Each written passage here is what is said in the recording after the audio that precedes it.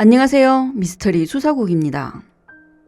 이탈리아의 한 작은 마을에서 몇 명의 수료공이 성당 다락방에서 물새는 지붕을 수리하려고 했는데요. 다락방에 들어간 후 충격적인 장면을 보게 됐습니다. 해골 한 구가 누워있는 것을 발견했죠. 해골은 이미 그곳에 오랫동안 있었던 것 같았고 그의 생전 모습은 알아볼 수가 없었습니다. 저 사람은 누구일까요? 경찰은 사건 수사를 순조롭게 진행할 수 있을까요? 이 사건을 소개해드리겠습니다. 이번 사건은 이탈리아의 포텐차에서 일어났습니다. 포텐차에 성삼일 성당이라는 곳이 있었는데요. 성당은 모두 3층인데 1층은 넓은 홀이 있었고 계단을 따라 2층으로 올라갈 수 있었어요. 그리고 3층은 여부에 개방하지 않고 성당 목사만 출입키를 갖고 있었죠. 성삼일 성당은 오랫동안 수선하지 않아 지붕에 물이 자주 샜습니다. 빗물이 몇 년간 아래로 흘러내려 성당 안은 매우 습하고 바닥과 벽 그리고 천장의 곳곳에는 곰팡이가 많이 폈습니다. 성당 직원들은 누수 때문에 많이 괴로워서 지붕을 수선하기로 결정하였죠. 그들은 수리공에게 전화하여 누수된 지붕을 수리해달라고 부탁했습니다. 2010년 3월 17일 수요일이었습니다. 수리공들은 성삼일 성당에 찾아왔습니다. 지붕의 누수 원인을 찾고 수리하려고 했는데 누수 원인을 찾으려면 다락방으로 가야 했었죠. 다락방의 문이 열리는 소리와 같이 썩은 곰팡이 냄새가 콧구멍을 파고 들어왔어요. 단연간 잠겨 있는 다락방은 이상한 냄새뿐만 아니라 먼지도 많아 문이 열릴 때 바람에 휩싸여 다락방 공간에 가득 찼었죠. 지붕의 먼지가 거의 다 흩어져 깔아앉을 때 수리공 중 한 명이 앞에 어떤 사람이 누워있는 걸 보고 깜짝 놀라 소리를 질렀습니다.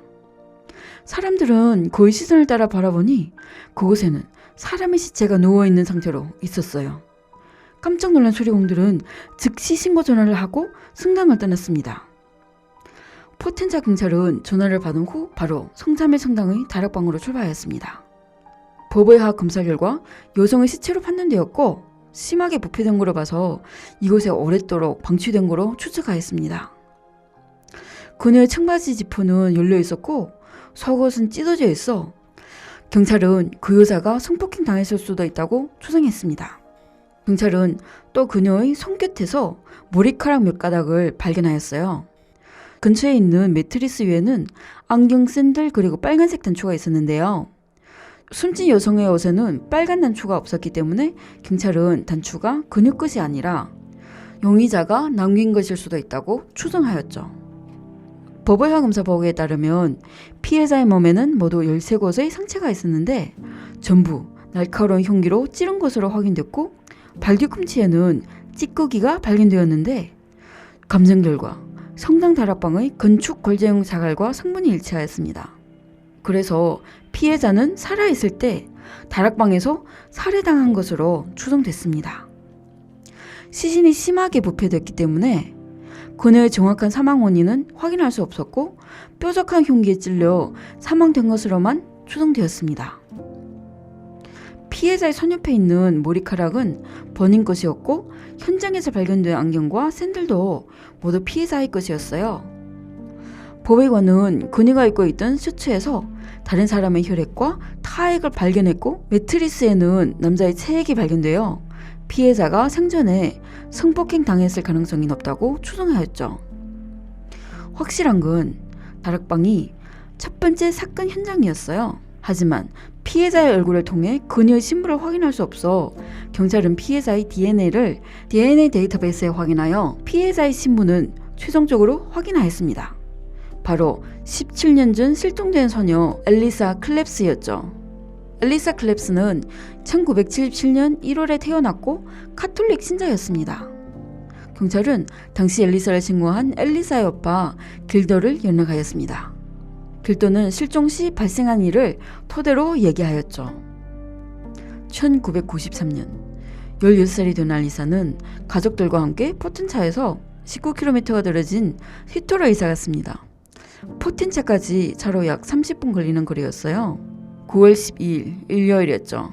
엘리사는 길도에게 포텐차에 있는 성3일 성당에 미사하러 가서 오후 1시 전에는 집에 와서 점심 먹을 거라고 하고 나갔어요. 사실 이날 엘리사는 성당에 미사하러 간 것뿐만 아니라 한 여성 친구와 함께 성당에서 어떤 남성 친구를 만났었습니다. 오전 11시 30분 성3일 성당의 미사가 끝나자마자 사람들은 성당을 떠나기 시작했습니다.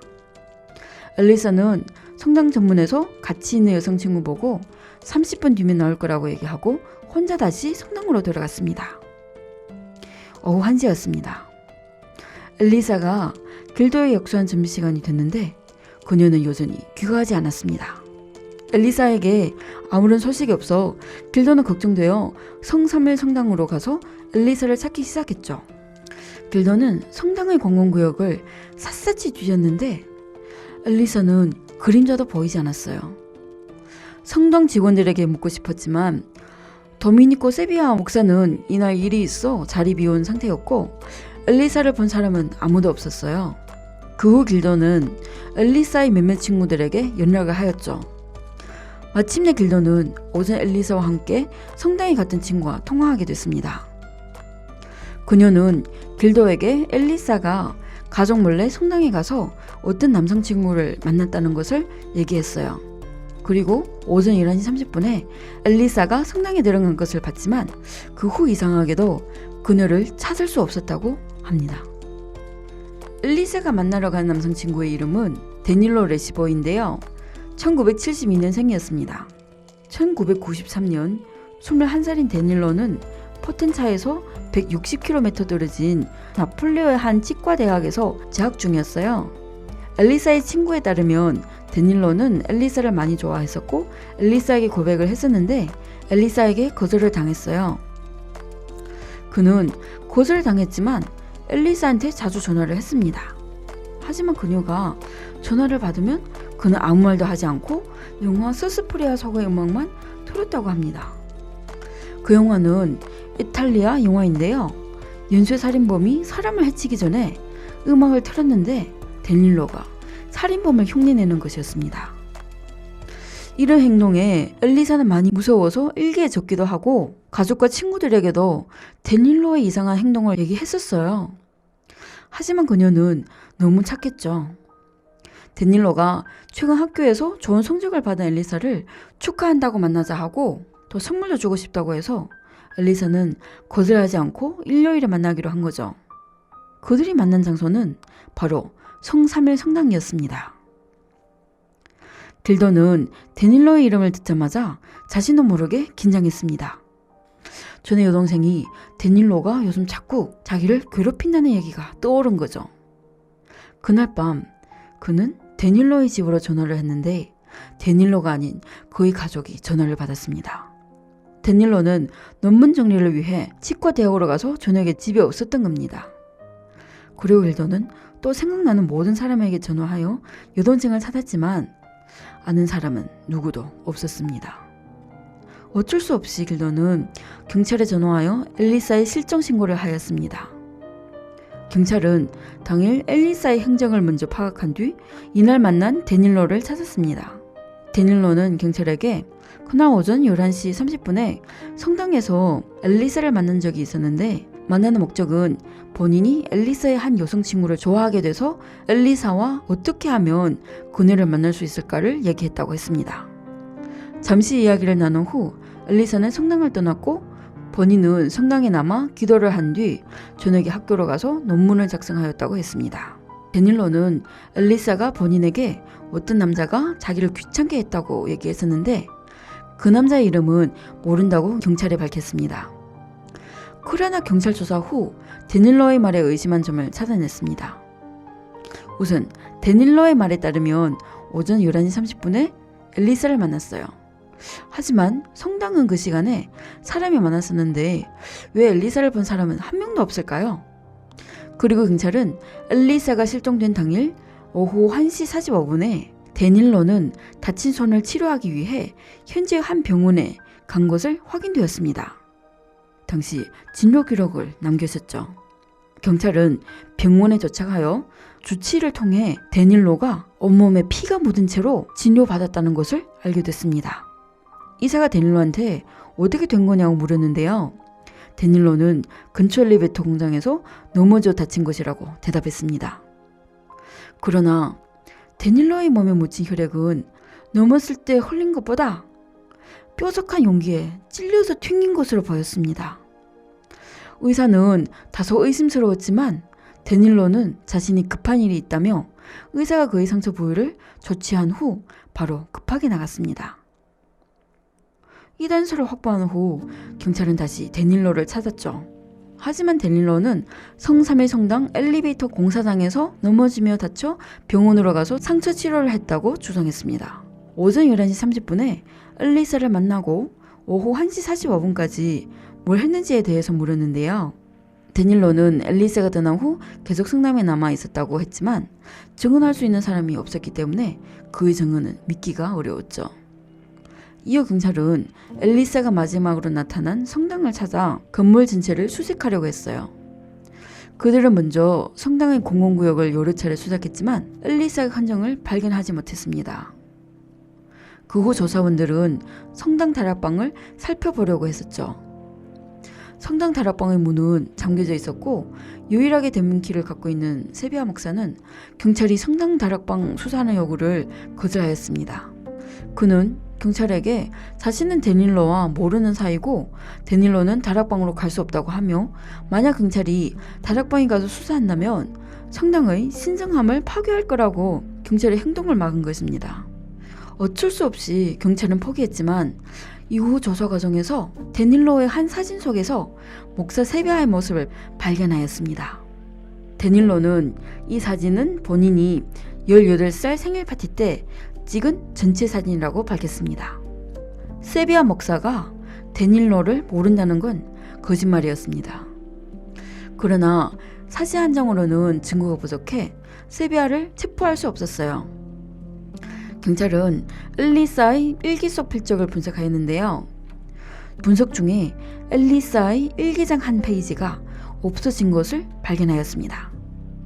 뒷페이지에 남아있는 탁본을 확인했는데 알바니아어 단어가 적혀 있었죠. 경찰은 알바니아와 관련된 사람들을 집중 조사했지만 결국 아무것도 얻지 못하여 사건은 다시 미궁 속으로 들어갔습니다. 1996년 데닐로는 엘리사가 실종 당일 자신의 행적 사항에 대해 거짓말을 하여 위증죄로 20개월의 징역을 선고받았습니다. 짧은 형기가 끝난 그는 이탈리아를 떠났습니다. 2002년 5월 30살이 된 데닐로는 본머스로 이사하였어요. 리치먼드 파크로드의 한 주택에 거주했었는데요. 다시 어떤 사건에 휘말렸습니다. 2002년 11월 12일 헤드바넨이라는 여자가 집에서 살해당했는데요. 그네의 집 맞은편에는 바로 데닐로의 집이었습니다. 공포스럽게도 경찰 조사 후 데닐로가 사건 발생 6일 전에 바넷의 집을 방문한 것을 발견하였습니다. 그래서 데닐로는 다시 경찰의 수사 대상이 되어 경찰은 데닐로를 추적 조사하기 시작했습니다. 여자가 살해당한 지 1년 반 후 어떤 여학생이 경찰에 신고하였는데요. 데닐로가 자기의 머리카락 한 가닥을 몰래 잘라 소장하고 있었다고 했었어요. 하지만 이건 데닐로가 특별한 취미를 갖고 있다는 것만 알 수 있고 증거 자료로는 부족하였죠. 2010년 3월 17일 지붕의 누수를 수사하려던 수리공들로 인해 17년이 묵힌 이 비밀이 세상에 밝혀지게 됐습니다. 경찰은 엘리사의 몸과 매트리스에 있는 체액에서 추출한 DNA를 비교한 결과 모든 DNA는 전부 데닐로의 DNA과 일치하였습니다. 그리고 발견된 빨간 단추에 대해 경찰은 17년 전 사건 파일을 찾아 자세히 조사 분석을 진행하였죠. 그들은 사건 발생 기간에 세비야 목사의 옷에 빨간 단추 하나가 빠진 것으로 확인됐지만 세비야가 이미 사망하여 고증할 수 없었습니다. 2011년 5월 엘리사의 시신이 발견된 지 2달 후 영국 법원은 데닐로가 의도적으로 이웃 바넷을 상해했다는 혐의에 대해 개정하여 심리를 진행하였습니다. 이탈리아 수사관들이 영국 법정에서 이탈리아 사건에서 엘리사의 옷에서 채취한 DNA가 데닐러의 DNA과 일치하였고 엘리사를 해친 사람은 바로 데닐러라고 진술하였습니다. 판사는 이탈리아 수사관들이 제공한 엘리사 사건 관련 증거와 세부사항을 들은 후 두 사건이 매우 유사하다고 판단하였고 또 다른 증인과 증거물의 지시를 더하여 법원은 데닐러가 의도적으로 이웃 바넷을 상해한 혐의가 성립되어 무기징역을 선고하였습니다. 하지만 이후 데닐러의 변호사는 법원이 바넷의 사건을 심리할 때 이탈리아에서 발생한 엘리사 사건을 위주로 고려했다고 주장하였고 이것은 피고에게 아주 불공평하여 데닐러는 이 판결에 대해 항소 진행을 하였습니다. 2012년 11월 데닐러는 성공으로 항소하여 법원은 그의 형기를 무기징역에서 40년 징역으로 바꿨습니다. 그 후 데닐러는 재판을 위해 이탈리아로 임시 인도하여 엘리사 사건에 대하여 이탈리아 세르노 법원에서 심리를 진행하였습니다. 이 사건에 대해 검사 측은 확실한 증거를 확보하여 결국 법원은 데닐러가 엘리사를 고의 상해죄로 징역 30년을 선고하였습니다. 하지만 영국과 이탈리아의 판결에 대해 데닐러는 계속 항소를 진행하였어요. 영국 법원은 데닐러에 대해 영국에서 무기징역을 선고 내렸습니다. 2014년 10월 23일 이탈리아 최고 항소법원은 전에 판결한 징역 30년을 유지하였고 데닐러는 결국 영국 감옥을 평생 떠날 수 없게 됐습니다.